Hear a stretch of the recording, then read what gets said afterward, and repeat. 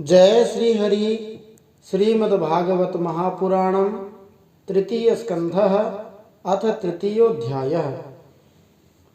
श्री गणेशाय नमः। श्री सरस्वत्यै नमः। श्री गुरवे नमः। श्री पुराण पुरुषोत्तमाय नमः। आज हम श्रीमद्भागवत महापुराण के तृतीय स्कंध में तृतीय अध्याय तीसरा अध्याय सुनते हैं।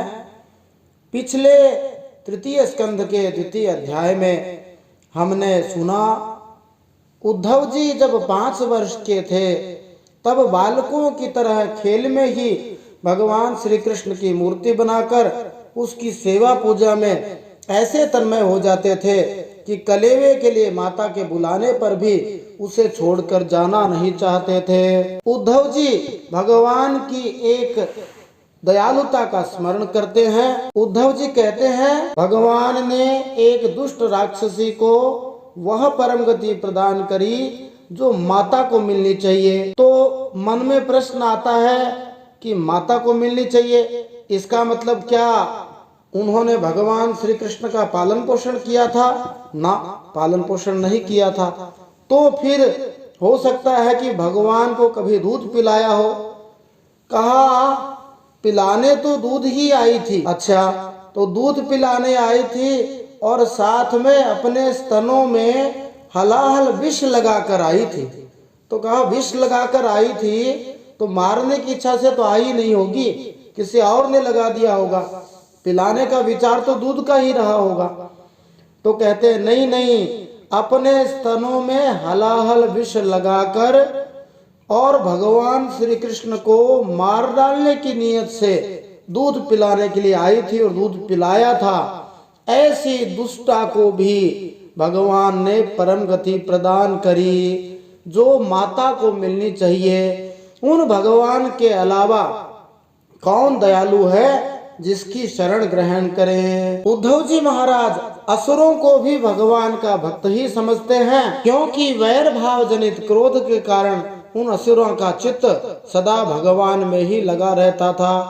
और उन असुरों को रणभूमि में सुदर्शन चक्रधारी श्री भगवान को कंधे पर चढ़ाकर झपटते हुए गरुड़ जी के दर्शन हुआ करते थे। भगवान श्री कृष्ण और बलराम जी ब्रजभूमि में 11 वर्षों तक रहे थे।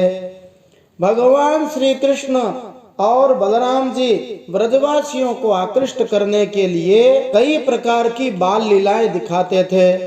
जो अनंत कोटि ब्रह्मांड नायक हैं, परात परब्रह्म परमेश्वर हैं, जगदाधार जगन्नियंता जगदीश्वर जगन्नाथ हैं, वे भगवान कभी रोने लगते, कभी हंसने लगते और कभी सिंह शावक के समान, शेर के बच्चे के समान मुग्ध दृष्टि से देखने लग जाते। ऐसे कृपालु भगवान की जय हो। मायावी और मनमाना रूप धारण करने वाले राक्षस जिनको कंस ने भगवान श्री कृष्ण को मारने के लिए भेजा था, उन असुरों को भगवान श्री कृष्ण ने खेल ही खेल में ऐसे मार डाला जैसे बच्चे खिलौनों को तोड़ फोड़ डालते हैं। आज हम श्रीमद् भागवत महापुराण में तृतीय स्कंध में तृतीय अध्याय के अंतर्गत इन प्रश्नों के उत्तर प्राप्त कर सकते हैं। श्री कृष्ण ने किस दुष्ट दैत्य को ऊंचे सिंहासन से नीचे पटककर उसके प्राण लेकर उसके शव को बड़े जोर से पृथ्वी पर घसीटा? भगवान श्री कृष्ण ने सांदीपनि के मरे हुए पुत्र को कहां से लाकर दिया? रुक्मिणी के पिता का क्या नाम था? भगवान श्री कृष्ण ने किसके साथ गंधर्व विवाह किया था? 7 बिना नथे हुए बैलों को नाथ कर श्री कृष्ण भगवान ने किसके साथ विवाह किया? किसे प्रसन्न करने के लिए श्री भगवान स्वर्ग से कल्पवृक्ष उखाड़ लाए थे? किस देवता ने क्रोध से अंधे होकर सैनिकों सहित श्री कृष्ण भगवान पर आक्रमण कर दिया था? श्री कृष्ण भगवान का 16,100 राजकुमारियों के साथ विवाह कितने समय में संपन्न हुआ? दुर्योधन की आयु और श्री दोनों किनकी खोटी सलाह से पहले ही नष्ट हो चुकी थी। दुर्योधन कौन था? महाभारत में कितनी अक्षौहिणी सेना का संहार हो गया था?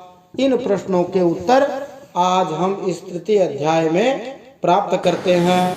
जय श्री हरि। श्रीमद् भागवत महापुराणम अथ तृतीय स्कंधः अथ तृतीयोऽध्यायः। भगवान के अन्य लीला चरित्रों का उद्धव जी के द्वारा वर्णन। नारायणं नमस्कृत्य नरं चैव नरोत्तमं देवीं सरस्वतीं व्यासं ततो जयमुदीरयेत्।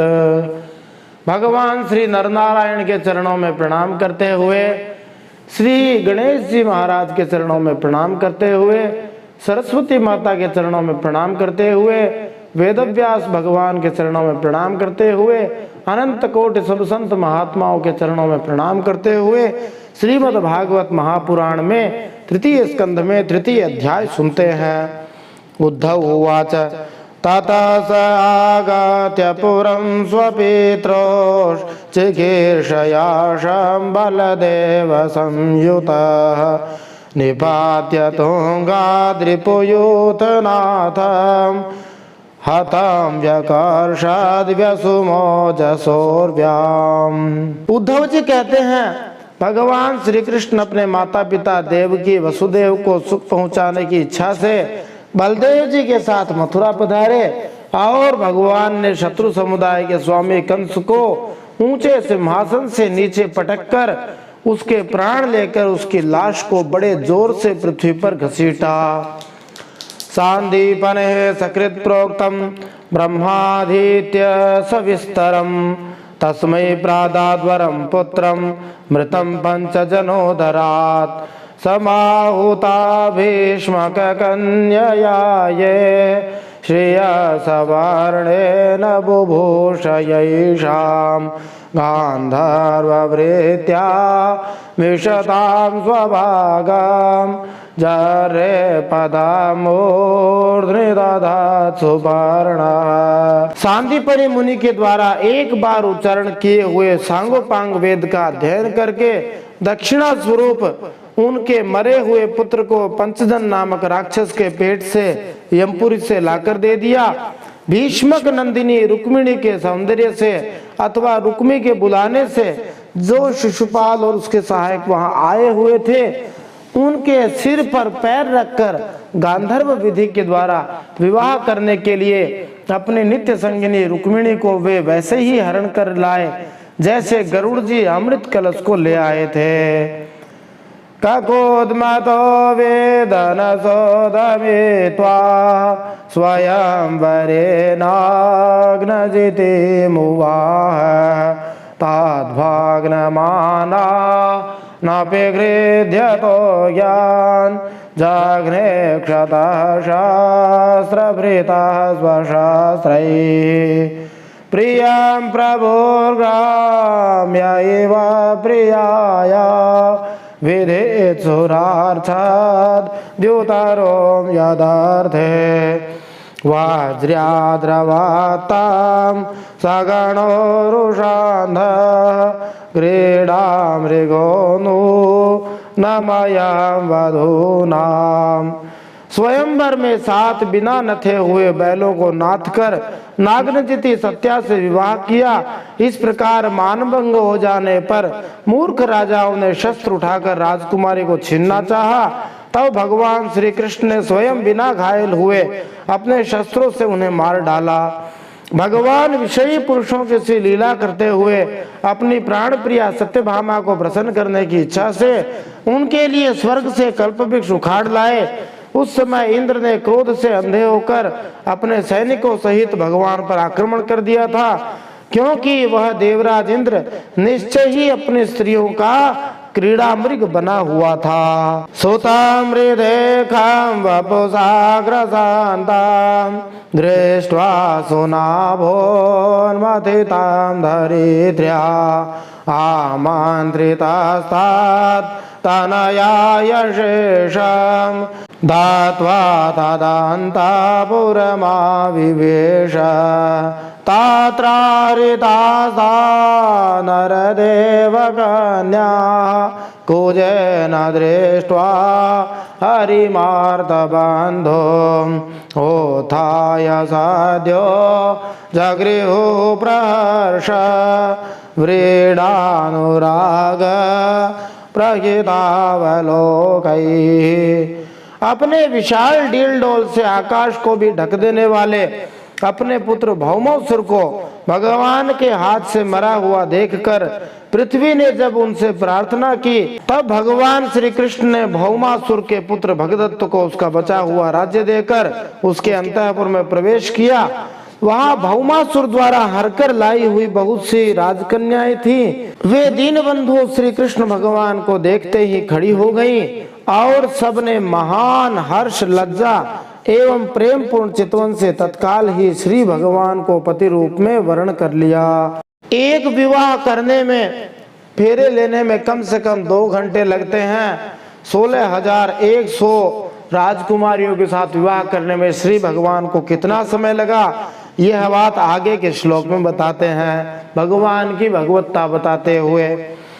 आसा मुहूर्त एकस्मिन् नानागारेषु योषितां सविधां जगृहे पाणि ननुरूपः स्वमायया तास्वपत्न्यान्यजनय दात्मतुल्यानि सर्वतः एकैकस्यां दश प्रकृतेर्विभुभूषया। तब भगवान ने अपनी निज शक्ति माया से उन सभी राजकुमारियों के अनुरूप उतने ही 16,100 रूप धारण करके सबका अलग अलग महलों में एक ही मुहूर्त में विधिवत प्राणी ग्रहण कर लिया। माने भगवान को कुछ भी नहीं करना पड़ा, अलग अलग महलों में एक ही मुहूर्त में सबके साथ में भगवान ने विवाह कर लिया। बोलिए वृंदावन बिहारी लाल की जय, द्वारकाधीश भगवान की जय। ये भगवान की भगवत्ता है। अपनी लीला का विस्तार करने के लिए उन भगवान ने प्रत्येक राजकुमारी से 10-10 पुत्र उत्पन्न किए। काले मागध साल्वादी ननी कैरोंधत पुरम अजिगना स्वयं देव्यां स्वपुंसां तेजादिशात् शंबरां विविधां बाणां मुरां बलबलमेव च अन्यासदान्तवक्त्रादि नवधीत कांस्यघातयात्। जब कालियवन, जरासंध और शाल्वादी ने अपनी सेनाओं से मथुरा और द्वारकापुरी को घेरा था, तब भगवान ने निज जनों को अपने अलौकिक शक्ति देकर उन्हें स्वयं मरवाया था। शंबर, द्विविध, बाणासुर, मूर, बलबल और दंतवक्र आदि अन्य योद्धाओं में से भी किसी को उन्होंने स्वयं मारा और किसी को दूसरों से मरवाया। अथ ते भ्रातृपुत्राणां पाक्षयोः पतितान् नृपान् चचाल भूकुरुक्षेत्रं येषामापततां बलैः सकार दोषाशनबहुबलानां कुमन्त्रपाकेन हताश्रियायुषा सुयोधनं सानुचरं शयानं भाग्नोरुमुर्यां ननानन्दपाशन्। इसके बाद भगवान ने आपके भाई धृतराष्ट्र और पांडु के पुत्रों का पक्ष लेकर आए हुए राजाओं का भी संहार किया, जिनके सेना सहित कुरुक्षेत्र में पहुंचने पर पृथ्वी डगमगाने लगी थी। कर्ण, दुशासन और शकुनी की खोटी सलाह से जिस दुर्योधन की आयु और शरीर दोनों नष्ट हो चुकी थी तथा भीमसेन की गदा से जिसकी जांग टूट चुकी थी, उस दुर्योधन को अपने साथियों के सहित पृथ्वी पर पड़ा देखकर भी उन्हें प्रसन्नता न हुई। कियान भुवोयं क्षपितो रुभारो यद्रोण भीष्मार्जुन भीममूलैः अष्टादशाक्षौ ईणिको मदंशैः रास्ते बलं दुर्विशां यदूनां मिथो यदैषां भविता विवादो मध्वा मदाताम्रविलोचनानां नैषां वधोपाययानतोऽन्यो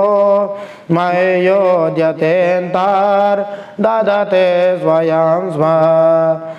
वे सोचने लगे, यदि द्रोण, भीष्म, अर्जुन और भीमसेन के द्वारा इस 18 अक्षौहिणी सेना का विपुल संहार हो भी गया तो इससे पृथ्वी का कितना भार हल्का हुआ। अभी तो भगवान सोच रहे हैं कि उनके अंशरूप प्रद्युम्न आदि के बल से बढ़े हुए यादवों का दुस्सह बल बना ही हुआ है। जब ये मधुपान से मतवाले हो लाल लाल आंखें करके आपस में लड़ने लगेंगे तब उससे ही इनका नाश होगा, इसके सिवा और कोई उपाय नहीं है। असल में मेरे संकल्प करने पर ये स्वयं ही अंतर्धान हो जाएंगे। एवं संचिन्त्य भगवान स्वराज्ये स्थाप्य धर्मजं नन्दयामास सुहृदा साधूनां वर्त्मदर्शयन् उत्तरायां धृतः पुरोर्वंशः साध्वभिमन्युना स वै द्रोण्यास्त्रसञ्चिन्नः पुनर्भगवता धृतः। ऐसा सोचकर श्री भगवान ने युधिष्ठिर महाराज को अपनी पैतृक राजगद्दी पर बैठाया और अपने सभी सगे संबंधियों को सत्पुरुषों का मार्ग दिखाकर आनंदित किया। उत्तरा के उदर में जो अभिमन्यु ने पूर्ववंश का बीज स्थापित किया था वह भी अश्वत्थामा के ब्रह्मास्त्र से नष्ट सा हो चुका था, किंतु भगवान ने उसे बचा लिया। अया जया धर्म सुधामाश्वमेधै श्रीभिर्विभो सोपीक्ष्वामनुजैराक्षान् रेमे कृष्णमनोव्रतः भगवानपि विश्वात्मा लोकवेदपथानुगा कामान् शिषेवे द्वार्वत्या मसक्तः सांख्यमास्थितः। उन्होंने धर्मराज युधिष्ठिर से 3 अश्वमेध यज्ञ करवाए और वे भी श्री कृष्ण के अनुगामी होकर अपने छोटे भाइयों की सहायता से पृथ्वी की रक्षा करते हुए बड़े आनंद से रहने लगे। विश्वात्मा श्री भगवान ने भी द्वारकापुरी में रहकर लोक और वेद की मर्यादा का पालन करते हुए सब प्रकार के भोग भोगे, किंतु सांख्य योग की स्थापना करने के लिए उनमें कभी आसक्त नहीं हुए। स्निग्ध स्मितावलोकेन वाचा पीयूषकल्पया चरित्रेणानवाद्येन श्रीनिकेतेन चात्मना इमं लोकममुं चैव रमयन् सुतरां यदून् रेमे क्षणदया दाता क्षणस्त्री क्षणसौहृदः। मधुर मुस्कान, स्नेहमयी चितवन, सुधामयी वाणी, निर्मल चरित्र, समस्त शोभा और सुंदरता के निवास, अपने श्री विग्रह से लोक परलोक और विशेषतया यादवों को आनंदित किया तथा रात्रि में अपने प्रियाओं के साथ क्षणिक अनुराग युक्त होकर समयोचित विहार किया। इस प्रकार उन्हें भी सुख दिया। तस्यैवं रममाणस्य संवत्सरगणान् बहून् गृहमेधेषु योगेषु विरागः समजायत दैवाधीनेषु कामेषु दैवाधीनः स्वयं पुमान् को विश्रम्भेत योगेन योगेश्वर मनोव्रतः। इस तरह बहुत वर्षों तक विहार करते करते उन्हें गृहस्थाश्रम संबंधी भोग सामग्रियों से वैराग्य हो गया। ये भोग सामग्रियां ईश्वर के अधीन हैं और जीव भी उन्हीं के अधीन है। जब योगेश्वर भगवान श्री कृष्ण को ही उनसे वैराग्य हो गया तब भक्ति योग के द्वारा उनका अनुगमन करने वाला भक्त तो उन भोगों पर विश्वास ही कैसे करेगा। पुर्यां कदाचित् क्रीडाद्भिर् यदुभोज कुमारकैः कोपिता मुनयः शेपुर् भगवान् मतकोविदाः ततः कतिपयैर्मासैर्वृष्णिभोजान्धकादयः ययुः प्रभासं संहृष्टा रथैर्देव विमोहिताः। एक बार द्वारकापुरी में खेलते हुए यदुवंशी और भोजवंशी बालकों ने खेल खेल में कुछ मुनीश्वरों को चिढ़ा दिया। तब यादव कुल का नाश ही भगवान को अभीष्ट है, यह समझकर उन ऋषियों ने बालकों को शाप दे दिया। ऋषि मुनि सती साध्वी सभी में जो शक्ति है वह सब श्री भगवान की इच्छा से ही आती है। इसके कुछ ही महीने बाद भावी वर्ष वृष्णि भोज और अंधक वंशी यादव बड़े हर्ष से रथों पर चढ़कर प्रभास क्षेत्र को गए। तत्र स्नात्वा पितॄन् देवा नृषिश्चैव तदम्भसा तर्पयित्वाथ विप्रेभ्यो गावो बहुगुणा ददुः। हिरण्यं रजतं शय्यां वासांशजिनकं बलान् यानं रथानि भान् कन्या धरां वृत्तिकरीमपि अन्नं चोरुरसं तेभ्यो दत्त्वा भगवदर्पणम् गोविप्रार्था सवः शूरः प्रणेमुर्भुवि मूर्धभिः। वहाँ प्रभास क्षेत्र में स्नान करके उन्होंने उस तीर्थ के जल से पितर देवता ऋषियों का तर्पण किया तथा ब्राह्मणों को श्रेष्ठ गौएं दी। उन्होंने सोना चांदी शैया वस्त्र मृग चर्म कंबल पालकी रथ हाथी कन्याएं और ऐसी भूमि जिससे जीविका चल सके नाना प्रकार के सरस अन्न भी भगवत अर्पण करके ब्राह्मणों को दान में दिए। इसके बाद गाय और ब्राह्मणों के लिए ही प्राण धारण करने वाले उन वीरों ने पृथ्वी पर सिर टेक कर उन्हें प्रणाम किया। श्रीमद् भागवते महापुराणे पारमहंस्यां संहितायां तृतीय स्कंधे विदुरोद्धव संवादे तृतीयः श्रीमन्नारायणार्पणमस्तु। इस प्रकार श्रीमद् भागवत महापुराण परमहंसों की संहिता में तृतीय स्कंध में विदुरोद्धव संवाद में तृतीय अध्याय भगवान श्रीमन्नारायण के चरणों में अर्पित हो।